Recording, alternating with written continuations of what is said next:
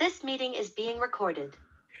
All right, here we are. We're live again on Beyond the Big Screen. We're back doing mafia movies, or we're still doing mafia movies. And a big shout out today goes to Ama, who is a listener who suggested this movie of The Gang That Couldn't Shoot Straight.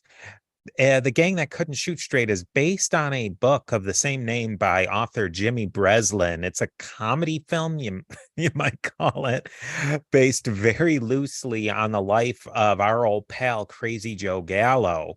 The movie is a comedy, like I said, about a group of bumbling and bungling mafiosi who can't seem to do anything right. And there is this just about every single stereotype you can imagine about the mafia and Italian Americans. You have the Italian grandmother, the slick mob bosses, the low life foreigner meme, in this case played by Robert De Niro in one of his very first roles, and much, much more.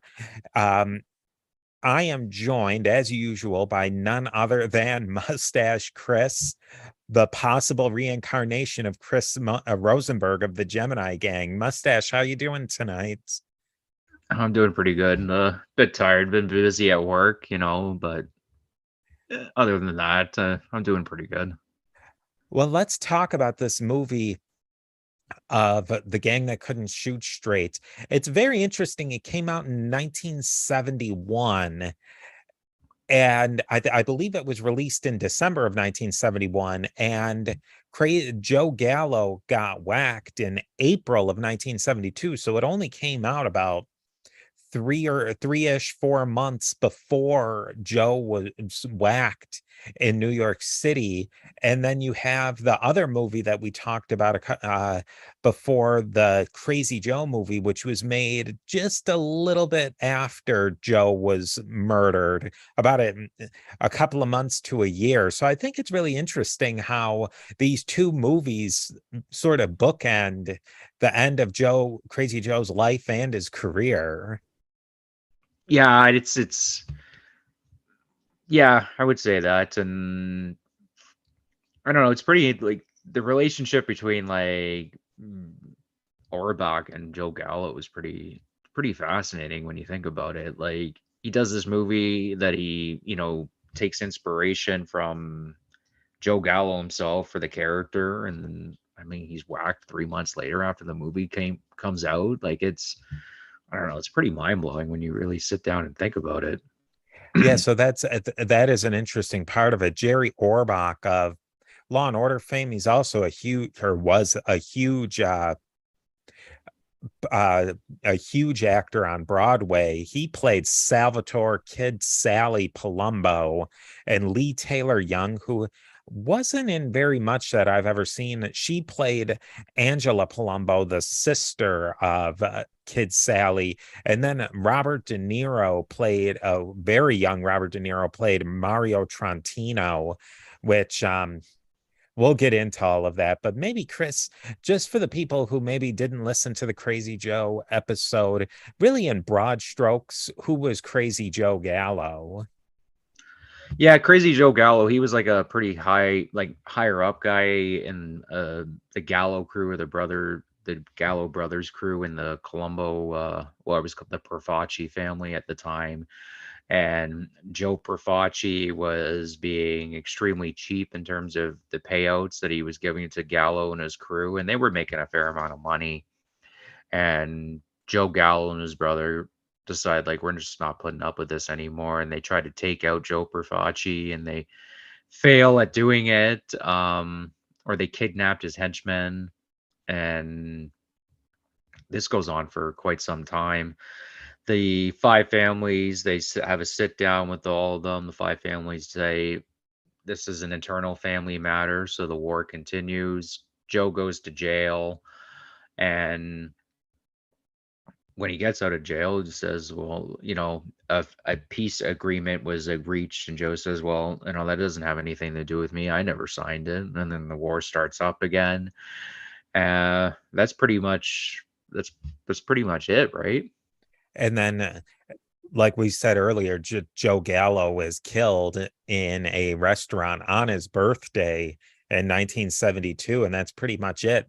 I think that one of the things though with Joe Gallo is, and if you people can tune in, we're going to talk about the book Wise Guy in the movie Goodfellas. Henry Hill, the famous rat, you might call him, on the mafia, he uses that as the Joe Gallo is one of his bookmarks of when the mafia sort of went off the rails, because it was so out of the realm of possibilities, and it was so crazy that Crazy Joe would take on an entire family. Especially the Profaci family, because they were like mafia royalty, really. I mean, I've been reading a book, Joseph Bonanno's memoir, or his own, like his own autobiography that he wrote himself. And I'm not gonna lie, like just listening to this guy talk about himself, I kind of understand why Joe Gallo was a little fed up. I mean, like the way that these older conservative mafia types kind of viewed themselves is a little, I don't know, it's a little bizarre to me. Him, like Joe Profaci and Joseph Bonanno were good friends too. And but Joseph Bonanno talks about like the rise of Joe Gallo, and it was like it was something that was simmering for quite some time, where this new generation of mafioso that were more American than Sicilian were coming about, and were questioning the old Sicilian ways. I mean, you can see it. It started with Lucky Luciano and like Meyer Lansky, and Meyer Lansky wasn't even Italian, let alone Sicilian. And there was this power struggle between like the new way coming in and the old way, and Joe Gallo basically blew the doors off of it, and it was never really the same ever since. Somebody like Joe Profaci, you have to remember, like you said, he was royalty. He went back to the time before Lucky Luciano and Yeah. Genovese and those guys.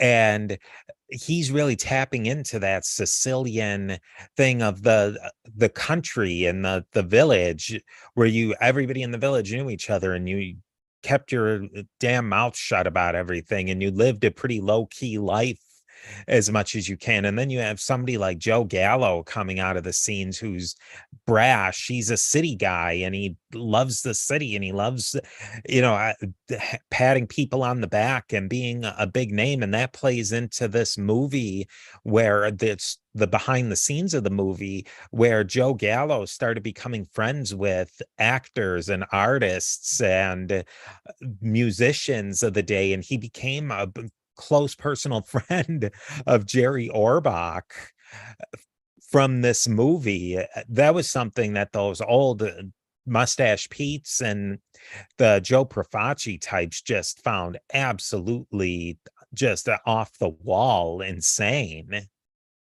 Yeah, like the more conservative, I guess you could call it the conservative wing of the mafia. A lot of these guys didn't even really want to deal with non-Sicilians. Like if you were like a Neapolitan or from like a different region in southern Italy, they really, for the most, if it was up to them, they really didn't want to even deal with these guys. And here's, Crazy Joe is hanging around with actors, and dealing with hanging around with African Americans. If you listen to the Joe Gallo episode we did, we get into that in more detail. It's yeah, it's just a really really wild time. And but I mean, listening to this Joseph Bonanno book, it's just I can understand where like Joe Gallo and some of these guys are coming from, where it's these old kind of mustache Pete's, where they're, I don't know, they're almost delusional about what the mafia is actually about. Like if you read like Joseph Bonanno's book, you'll get this impression. First, he like denies that he was dealing drugs, and he talks about like our tradition, and you would figure like just reading his book, like everything was just like kind of legit. Like they weren't doing anything really illegal. Like we were just doing a little bit of bookmaking and some bootlegging, and we had nothing to do with prostitution and drugs. And it's just like it's all like if you actually knew, you'd be like, what are you talking about? Like who are you trying to fool here? I can only imagine trying to being somebody like Joe Gallo and trying to deal with these people. and they were also incredibly cheap. That's what all these old kind of mafia guys were incredibly cheap to their own crew. I guess maybe because that's the way they came up. They just figured this is the way it should always be. But um, I mean, Joe Gallo's the one taking all the risks, not Profaci. They really did. Those old guys, it was an expectation that the smaller guy kicks up a big chunk of the money to the next line, next in line, next in line, next in line. And I think that some of those older time guys, it almost got a feeling that they had this romantic notion of how things were done in Sicily, and they wanted to carry it on in the US, but it was completely detached from any reality, and it was detached from their own reality. Look at people like Genovese and Luciano. They were breaking all the rules, getting into prostitution, getting into drugs. Luciano was big into the drugs. I think there was some of those older guys that they just couldn't handle. I think that the world had changed, or at least that they wanted to maintain this romantic reputation that they were honorable criminals. Yeah, men of honor is what they were referred to themselves as. And I mean, I'm assuming in that's always been a thing in the mafia, is that the bosses or the higher ups always kind of called themselves that. But I mean, not even we'll probably get into it later, but like the French Connection and like the Sicilian drug trade, like that's this Sicilian like drug trade was massive, like in terms of it was narco level. And I mean, still even to this day, it's really big. Like, for a lot of these guys, these older guys to talk about like to turn their noses up to the drug dealing, it's just not reality. Even back in the old country, this is what they were doing. Like they were shipping out massive amounts of heroin. Like it doesn't, I don't know. I don't understand their perspective. I really don't. Where like Joe Gallo was like, I mean, who are we kidding? Like this is what we do. Like we're criminals. Just pay me properly. This is all I want. Exactly. Joe Gallo had no pretensions. He was a criminal. Yeah. And he loved it, honestly. Like you could see when he would talk and he would go in those Senate hearings, like with the cigarette hanging out of his mouth, wearing Ray-Bans with the slicked back hair. He was who he was, and he didn't want to mince any words about it. He was a new Yeah, and brand of even criminal. like I've just because I've been reading the book, like like Bonanno's in there, like he would say stuff like, "Oh, I didn't know that Carmine Galanti was like dealing drugs," and I'm like, "What are you talking about? Like he was one of the biggest heroin dealers in the history of the United States. Like what? You didn't have any clue whatsoever why he was bringing over these Sicilians that you hold in such high regard. Like they were literally just getting brought over because they were good at dealing drugs. Like I Yeah. don't. It just it's a little tangent to know it's not so much related to the movie, but it is in the sense of there was a younger generation coming up that was disillusioned with what the older generation was talking about, or at least what they thought the mafia was. That does have something to do with this movie, though. I think that Joe Gallo's gang, in a lot of ways, broke a lot of the rules of the mafia, but in also his plan to take out Colombo and Joe Profaci didn't work. And a lot of it, in a way, it was because they did bungle it. So this author, Jimmy Breslin, he was a famous writer in New York City at the time in the 50s and in the 60s. He writes this comedy book called The Gang That Couldn't Shoot Straight. And I haven't read the book, but I've read some reviews of it. And apparently it's pretty funny, and it comes off a lot better. I think, from what they say, that Jimmy Breslin had a real sharp wit in his writing, and it came across as pretty funny. Some people, if you read it now, will say that the book was kind of dated and it doesn't really carry on. And I think before we start diving too much into the movie, I mean, to be quite honest, there's not much to dive into this movie, but I think watching it for me, and I'm interested to hear what you think about this mustache. I think that there was something maybe in the 60s people in the 60s maybe thought this was funny, but it does not translate into the middle of the getting onto the middle of the 21st century. Yeah, I would generally agree with that. I mean, there's some funny stuff in the movie, but a lot of it is I'm watching it and I'm just kind of scratching my head where I do like what I don't understand. I don't even understand exactly what they're doing because we talked about it earlier, but like just the acting, and me and you've talked about this before. Like I'm a fan of overacting, so for me to go, this is too much. It's it says a lot. Like this, I guess the extreme stereotypical portrayal of like Italian Americans. I guess I don't know in the '60s, maybe this was funny to people. I guess like and not to say like oh this is like bad or whatever. It was just too much for me. Like it's just I don't know. I just didn't find it. I didn't find the movie generally very. Some of the stuff was kind of funny. Like I thought the grandmother was pretty funny. I thought Robert De Niro's character was pretty funny. He's like this new immigrant coming over, and he's just a crook. I don't know. Like that would probably never get that. Probably there's no way that would get made nowadays. But I thought he was pretty funny in the movie. Um, I mean, some of the gags I guess are kind of funny, but I don't know, the tone seemed just it was uneven to me where it seemed like it was trying to be something like kind of like in the style of Naked Gun and just didn't really do it very well. I got to me, the flavor of it, and Roger Ebert, I think it was Roger Ebert said that it was trying to be like the Pink Panther, the original Yeah. one from the 60s. And I could see it could have been going in that kind of style of the Pink Panther as kind of a jokey comedy with a drama element, but it was just so corny, and the stereotypes. I mean, I know that they liked in the 60s to like turn stereotypes up to 11, with the wasps in Green Acres and with the Irish and different things, and even with Bruce Lee and what was that one that he was in, oh my goodness, he was in the green, was it the green, it wasn't the Green Green Hornet. Lantern, Green Hornet. Green Hornet, yeah. The Green Hornet, and you can see why, but they turned up the stereotypes on Italian Americans and like the whole mafia culture to 21 instead of the 11.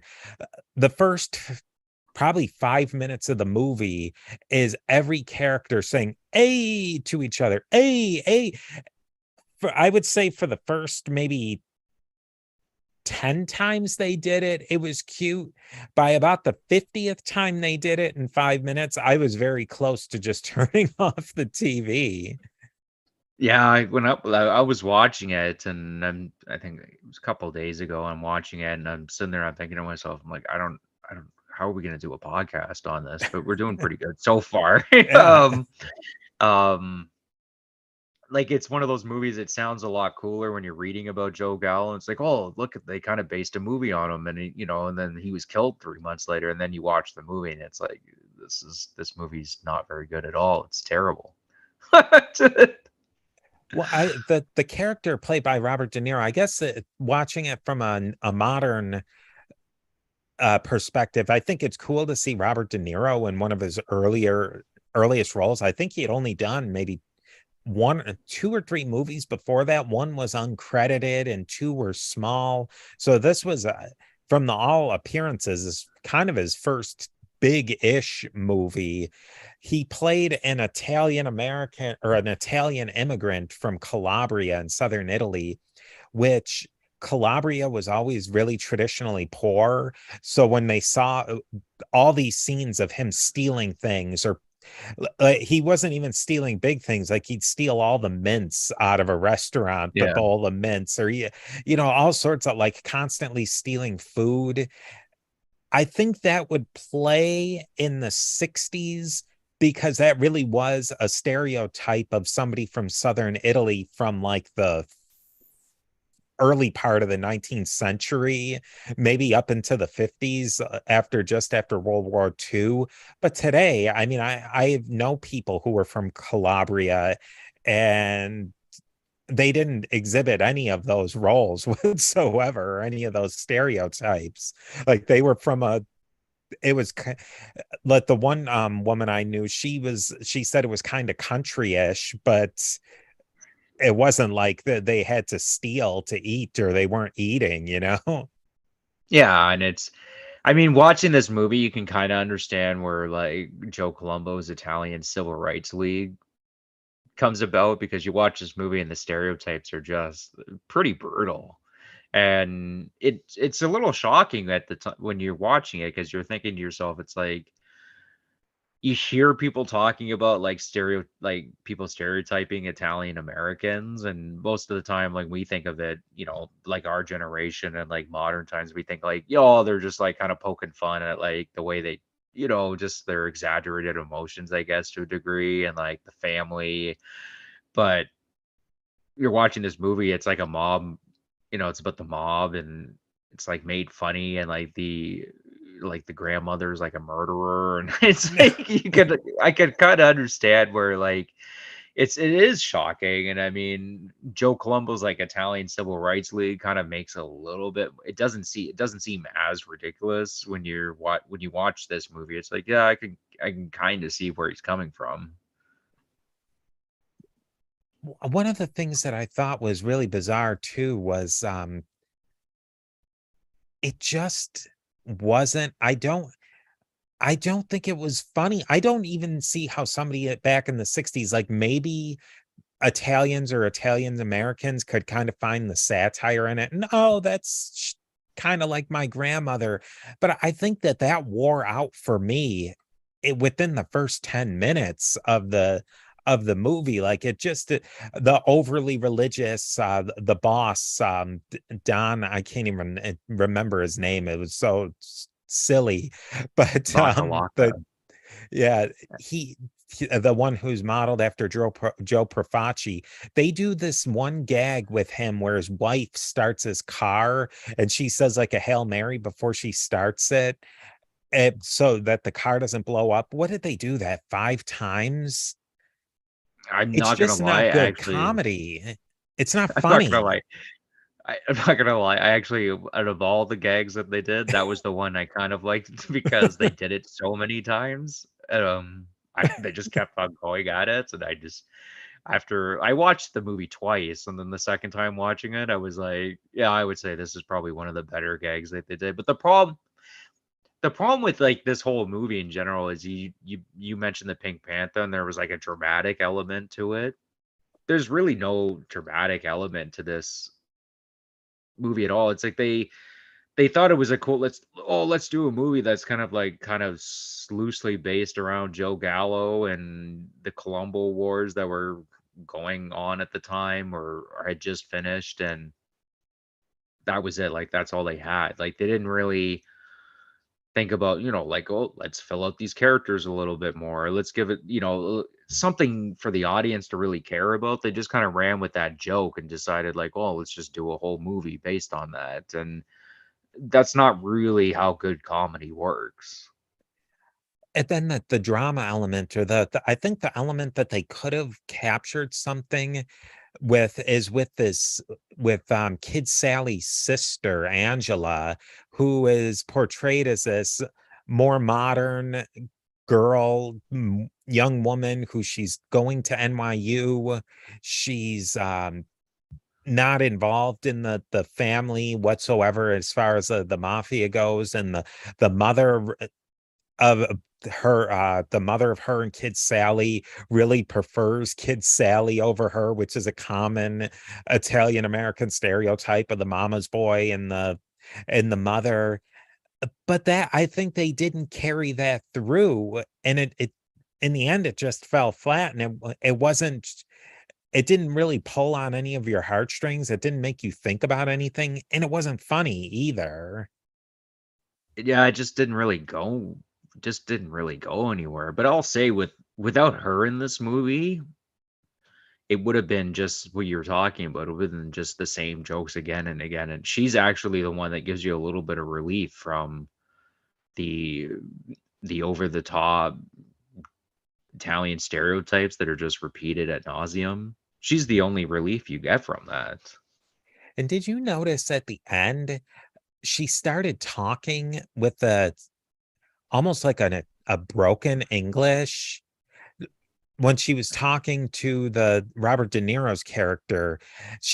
There was one speech where she was speaking in broken English, like like with an Italian accent. I'm like, she didn't speak with that throughout the entire movie, and now she's doing that. It was another thing that was just completely inexplicable, and it seemed like Kid Sally would talk more and more as the movie progressed with a broken English when he didn't talk like that in the beginning. And I didn't know if that was something they were trying to go for, or it just made no sense whatsoever. Probably filmed it earlier, those scenes, and said, like, "Well, let's try it this way," and it didn't work, and then they changed it, and then they just never fixed it. That's probably exactly what happened. I think so. It was definitely something because I mean, clearly Joe Gallo, he was born in America, and that was his whole thing, is that he was an American gangster. Yeah.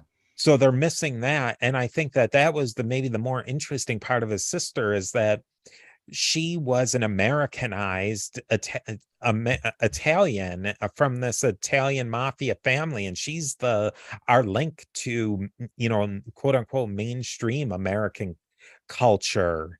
And she's sort of she should be our window into this crazy world of Yeah. the Italian American. And in comedy, she's the straight man. And Yeah. it doesn't make it all just falls apart. Yeah, and if anyone thinks we're being, like, particularly hard on this movie, I mean, if you just go look it up, and it's got less than a 5 on IMDb, so we're not the only ones that don't really think this movie is all that great. I mean, the story behind the movie is far more interesting than the movie itself. Yeah, I would agree that that is definitely the fact of Jerry Orbach becoming buds with Joe Gallo. And wasn't it, there's some at least rumor out there that Jerry Orbach was supposed to be at Joe Gallo's birthday party, the at Umberto's Clam House, where Joe was whacked. Yeah, that's the craziest thing, and, like, there's a detective, I believe, Paul Coffey, I was reading an article, was pretty convinced that, like, Jerry Orbach had a pretty good idea of who did Joe in, and he just wouldn't talk. Like, how I that's crazy to me when you think about it. Like, um, apparently Jerry just he didn't rat. I don't know. He didn't snitch or anything. Like, after his good buddy just got whacked. I mean, like, to me, that's the most fascinating part about this movie that got made, is, like, it's a comedy movie about loosely based on events that just had recently happened, and the main actor is friends with the guy who was the main participant in a lot of the stuff that went down. Movie comes out, he gets killed 3 months later, and, like, the mob is just entering this phase of, like, Roy DeMeo is just around the corner, and, like, Gaspipe Casso and Richard Kuklinski, like, we've talked about two of those guys already, and the mob takes this kind of real kind of psychotic twist. You know what I mean? Do you not do you understand what I'm saying? Like, it is really bizarre. Like, we're watching, like, a slapstick comedy about the mob, but it's not a slapstick comedy about the mob 20 years after they put John Gotti in the slammer. It's just the more psychotic part of the mob is coming just right around the corner. Like, it's not really funny. And Italian Americans are the ones who suffer the most from the mob for the most part. It really was the movie was filmed at a turning point. Like, I think that's what you're saying, is that you almost could see the jokey element to the mafia in the 50s and the 60s. Sure, they were killing each other and that sort of thing, but it turned into in the 70s of they're killing each other constantly and over coke and heroin, and they're dealing pills, and they're, well, you'll see if you when we eventually talk about the movie Wise Guy, or the that was the book Wise Guy, the film Goodfellas. Even in the description that Henry Hill gives us, a lot changed over even his career between the 50s into the 80s. It definitely got more psychotic. Yeah, and it's, like right before it, you have like this funny slapstick comedies where it's just like, oh, it's kind of funny, guys. Like, look at these bumbling mafioso, and it's like, what, the same mafioso that's going to be, like Roy DeMeo, just dismembering bodies in like almost a factory like environment. Like, to me, it's really bizarre. I mean, maybe somebody can message us and try to explain it better, because to me, I just find it really bizarre, because we're right in the middle of it. And like, when this movie came out, and like the mob, everyone knew the mob was a thing. Like the McClellan Committee had talked about it, Joe Valachi had talked about it. Everybody knew that the five families were a thing, the commission was a thing, like the mob was running big parts of the United States and doing a lot of murdering and a lot of crooked stuff. And we're just going to release like a slapstick comedy about it. Like, it's just, I don't know, it's really bizarre to me. Not to Yeah, belabor the point, but I can see where you're getting at too. It's not like something like Blazing Saddles that takes sure, there was a lot of really rough stuff that happened in the Wild West. I mean, people shooting each other, and things against Native American Indians, things against happened to women and African American people, and I mean, you name it, just so much bloodshed. 100 years later, yeah, you can make a slapstick comedy out of that. yeah. But when it's Oh yeah, for sure. happening, that's kind of a hard thing to do. It's a hard thing to process, because it's like a cliche thing in history, but it's the truth. Like, the further you're removed from a particular event, like you're able to make jokes about it and think about it more objectively, right? Like Khan's like conquering, we see it as like, oh, look at how big his empire was on the map. We don't really see, the thousands and thousands and, probably millions of people that died to create that empire that was that large.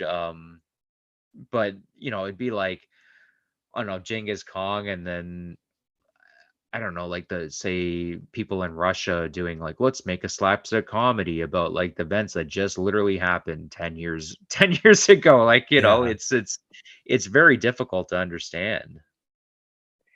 One thing I will say though, that there is a place for edgy comedy. You think about like Team America, that one with the puppets from the guys who made Yeah. South Park. Like, that was a really edgy comedy in the middle of the war on terror. I don't think that people in the 60s were really watching this. I think they truly didn't understand, unless you were really in that life, and or were in places like New York City where you were much more in it and inculcated in it, maybe is the right word. I'm not sure. But if you were living in the middle of Nebraska or something, and all the stereotypes of the mafia, then I think you could get it and not have it on the edgy side. But I don't think the 60s, late 60s, early 70s audience were ready for something that was really edgy comedy. Yeah, no, I would agree with that. Yeah, you brought up Team America. That's a good example. Or even Doctor Strangelove. That's a little bit more closer to when this movie came out. It was basically a dark comedy about nuclear holocaust. I Yeah. mean, we mentioned in the notes, like maybe they could have went in that direction and done like a dark comedy with this instead of something, I don't know, lighthearted, because that's really what it is. It's a lighthearted comedy. I think that's maybe where we could start talking about is how you make this movie better. Say you were going to try, and I think maybe that it could be a movie you could try and remake today. I think it has to be, because what the movie was really, it was slapstick comedy. To me, I think the real mark of slapstick comedy are the Naked Gun movies from the 90s, where it's really cutting edge. They're really pushing the envelope. I mean, a lot of you watch the Naked Guns today. I think it's even more edgier today than it was back then, because they're with the quote unquote wokeism, if you want to call it. A lot of the jokes that they made on the Naked Gun, you could really not make today in a major motion picture. Yeah. So I'd have to say that if the gang that couldn't shoot straight, if they maybe went more in that direction, I think it could have been a lot funnier. Yeah, and it would have just gave the film a better direction of what it was actually. I think that's what it really wanted to be, and I don't know, just they didn't go full into it. I mean, to be honest though, like the Naked Gun, like that style of spoof was pretty revolutionary at the time. Like nobody really had done that. I don't even know how to describe. They call it spoofs, right? But it really Yeah. is kind of its own thing. Like Naked Gun, and the I believe the show is called Police Squad. Mhm. Um, really kind of created that genre of comedy itself. I mean, and they came out, not like significantly later than when this movie came out, but I mean, you see it in this movie where it's just like, oh, just why didn't they just do Naked Gun? And then you remember, well, yeah, Naked Gun hadn't come out yet, or Airplane, or Yeah, they weren't. I don't think that the audience in that time period. I mean, I think Airplane would have come out maybe 10 years later ish in the 80s. That was a different world. And I think a lot of things yeah, had changed after Vietnam, where people are a little bit more cynical.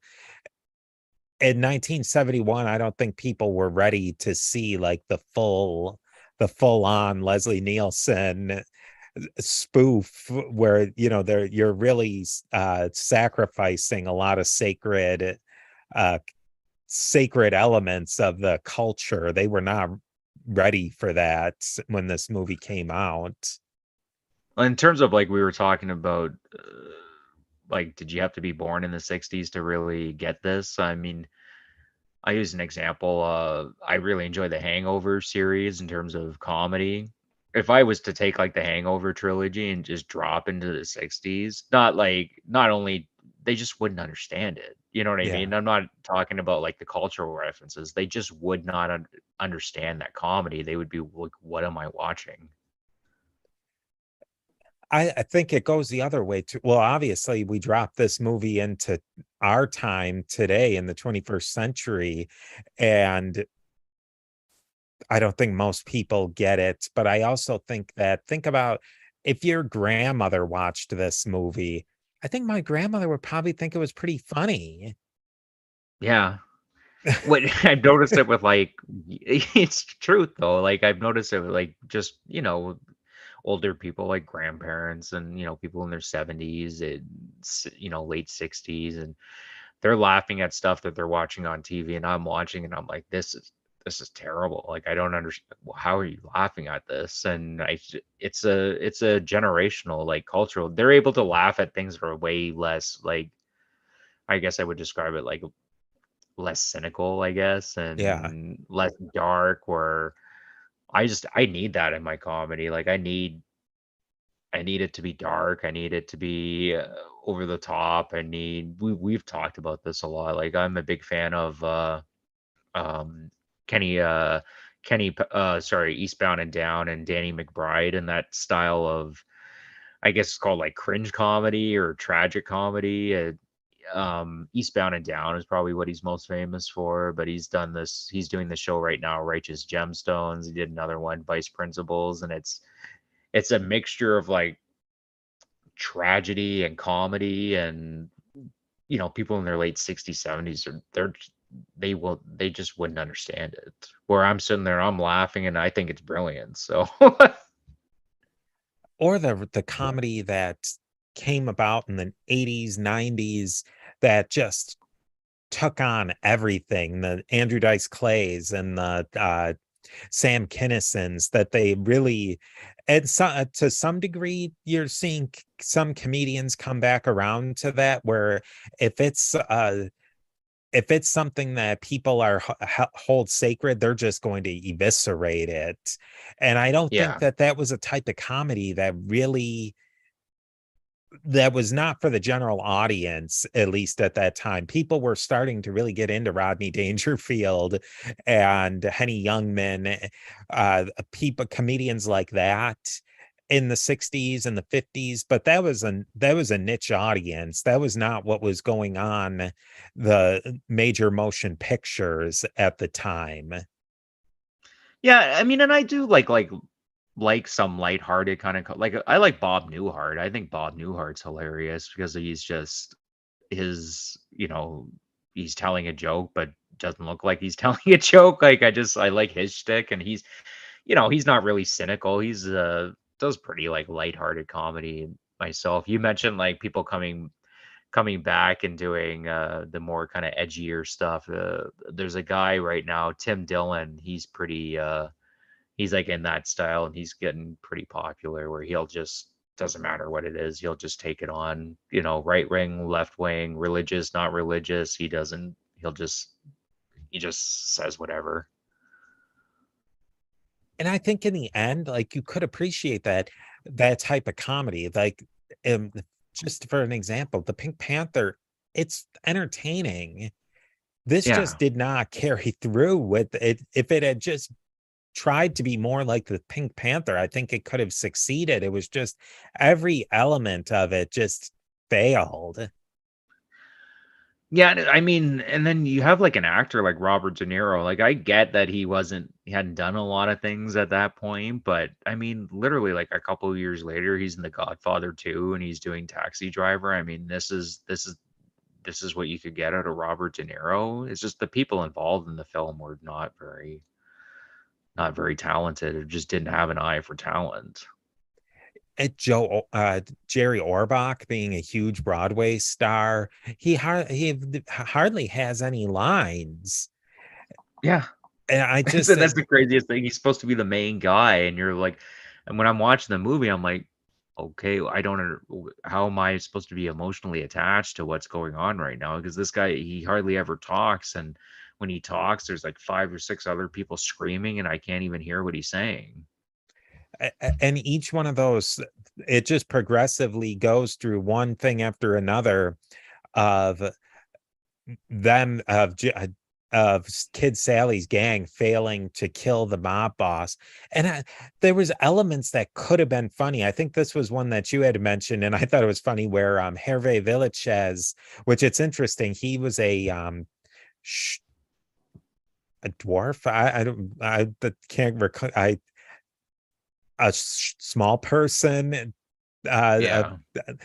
of the day, and he was in both this movie, The Gang That Couldn't Shoot Straight, and he was in Crazy Joe too, which I thought was interesting. Yeah, I thought that was funny too. But so he has a gun, and they don't have the right bullets to go into the gun, and so he's taking the bullets are too big for the gun, and he's hitting them in with a hammer into the cylinder, and then he hands that gun to Joe. Joe he has the gun up to the boss's head, and it explodes in his hand, and it could have been funny. I'm laughing at it right now because it was so absurd, but it wasn't funny watching it.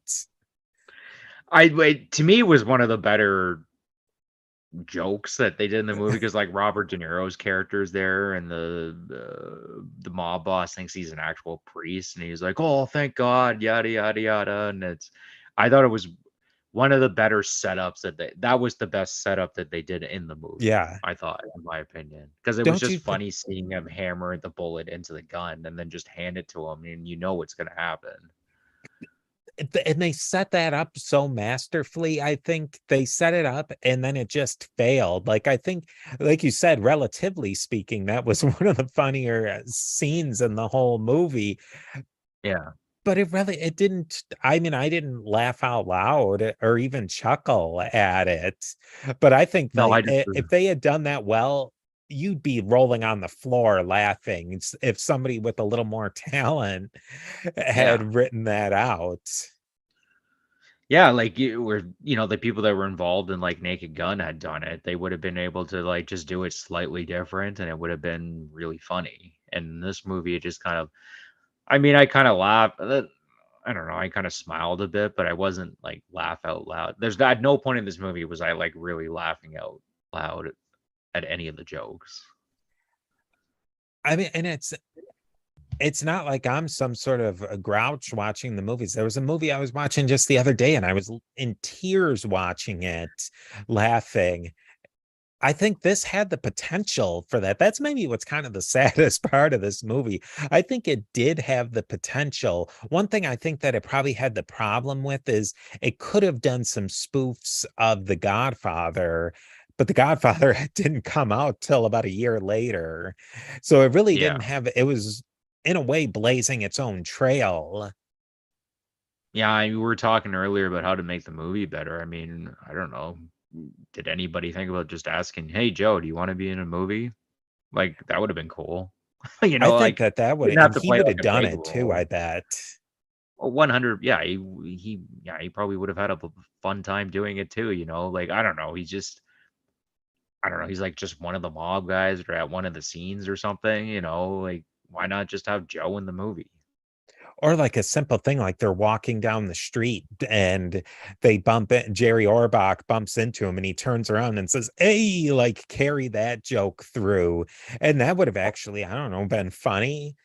This almost Yeah, seemed it could have been a lot more funny if it wasn't in a whole movie. It was maybe a skit on Saturday Night Live or something. I don't think yeah. Saturday Night Live had come out yet, but and maybe some sort of show like that sketch comedy show that they had at the time. If you had boiled it down to its essence and done a 10-minute thing, it could have probably have been a lot more funny than it turned out being an hour and 40-minute movie. Oh yeah, for sure. And I mean, you brought up the skit. Like, there's been like a couple of skits that worked really well on, say, Saturday Night Live, but don't translate to a movie very well. I'm trying, like Night at the Roxbury. I'm thinking that Yeah. as an example where it was funny as a skit. I do not want to watch an entire movie of Night at the Roxbury. I've watched it, and a lot of people think it's hilarious. I've watched it, and I thought this is just terrible. It works for like 10 minutes, like 10-minute skits. Like maybe they could have done, let's just say in this universe that Jerry Orbach's on Saturday Night Live, and this is like a skit that he does, and it's like a 10-minute skit that they do on Saturday Night Live, and every skit ends with him not being able to kill the mob boss. Yeah, it It'd probably be would have worked. It funny. would be Yeah. funny. But for an entire movie, oh, it's too much. It just doesn't work. Now moving on, we're gonna move on from the gang that couldn't shoot straight into some other gangs that shot a little straighter. What are some things that we're looking forward to in future episodes, Mustache? Yeah, we're gonna be doing pretty big deep dive on the whole Goodfellas universe, and the Wise Guys and Henry Hill and Jimmy Burke and Paulie Vario, and the Lufthansa heist. And we're Lufthansa also, heist. yeah, and we're moving up north too, and we're going to go into Chris's own Canada to look at Vito Rizzuto, the mafia king, you might say, of Montreal, who I don't think there's the show, and we're going to talk about the show Bad Blood, but I think in general, Rizzuto does not get the credit he really deserves in his time in the mafia, because he was as big as John Gotti or any of them. Yeah, well, up here in Canada, he was referred to as like John Gotti of Canada, which I mean, as a Canadian, it kind of drives me a little bit crazy. It's like, well, couldn't we just come up with something like, why does it, you know what I Yeah. mean? Like, He why does was it his have to be own that? thing. He was his own thing. He was one of the biggest heroin traffickers and cocaine traffickers in the world. Yeah, I knew being Canadian, I knew a little bit about the Rizzuto family, and in particular because they're somewhat related to the big biker war that was going on in uh, that went on in Quebec. I mean, maybe we could talk about that too when we're talking. Well, we are probably going to end up talking about that a bit when we get to talking about Rizzuto, because it's pretty important. And so I knew a little bit about that, but I didn't realize just how big he was and how important he was in terms of trafficking drugs from Montreal and then getting them into New York. He was like the stop off point. Like, basically how this would work is like the drugs would come from Sicily and southern Italy, and they would go to Montreal, and then they would go from Montreal to New York. I didn't realize just how massive it was. And Brizzuto survived longer than most of these American counterparts. So definitely keep your eye out for those episodes. We'll be talking about a lot more mafia movies and other movies too. So if you have mafia movies you'd like to hear about, other movies you'd like us to dive into, we'll be getting into them a lot more. And definitely tune into our live stream so you can get these episodes a lot earlier. And definitely like us on Facebook, go over to YouTube and check us out there. And we will definitely talk to you next time. Yep. All right, so Like, we're subscribe. No, sorry. Like, subscribe, give us movie suggestions. and send your likes in and rate and review on iTunes. We'll hit all the things. Hit the button. What other memes can we get into this? Yeah. All right, we'll talk to you guys next time. And now for you hanging on Recording has to stopped. at the end, we have several messages here from DM Franks. He says, LOL, I thought that Joe Bananas was full of himself too. What did you think about that, Chris? Did you think that he was full of himself? Yeah,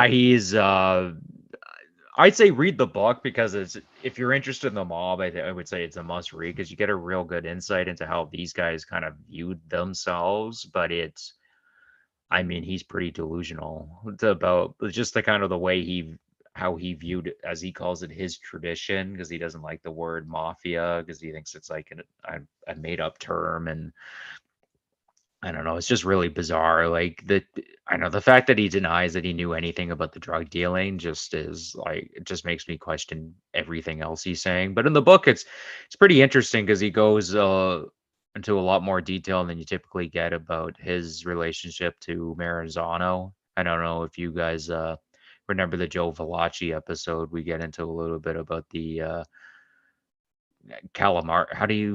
What was the war called again? Was it the Castellamarse or something like that? Castellamari, yeah, the Castellamari War. So he gets into, because the Bonanno family was actually the Maranzano family, and it just became the Bonanno family because Joseph Bonanno became the leader. Um, yeah, but he paints a very different picture than the one that we're typically associated with Maranzano, where he was just like a power hungry, crazy kind of lunatic. He seems pretty honest about him. He presents this picture of Maranzano, who he was a good wartime leader, but peacetime he wasn't very good. DM Frank, thank you for joining us. Definitely tune into these, because we'll be doing the live streams, and the live streams will come out. Oh, and basically everybody listening out there, the live streams of these will come out quite a bit before the actual podcast episode comes out, and at the end of the live streams, we'll we'll answer questions and engage in conversation too in the message board. So we definitely appreciate everybody who joins us here on YouTube, because we can we're a little bit, we'll let our proverbial hair down a little bit more. Let's see here. So DM Frank's looking forward to hearing about Vito Rizzuto, and I'm definitely looking to dive more into him, because I think he's one of the ones that once I watched Bad Blood, which was such an awesome show, and then just did some casual reading on him. It's so fascinating that he never got caught. Some say he may have gotten whacked, but he probably everything points to that he just died of natural causes.